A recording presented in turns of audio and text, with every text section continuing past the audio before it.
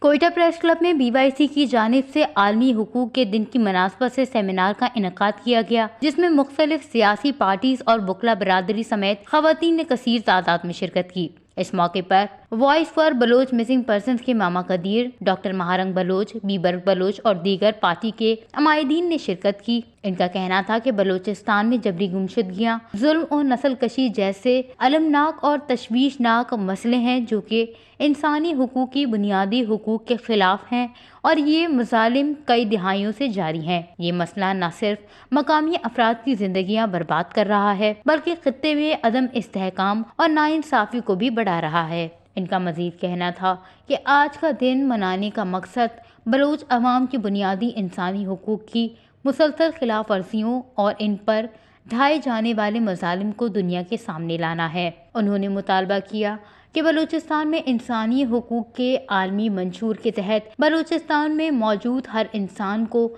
بلا تفریق مساوی حقوق حاصل ہوں اور انسانی حقوق کی تنظیموں کو چاہیے کہ بلوچستان میں انسانی حقوق کی خلاف ورزی اور لاپتہ افراد کی بازیابی کے لیے آواز اٹھائیں۔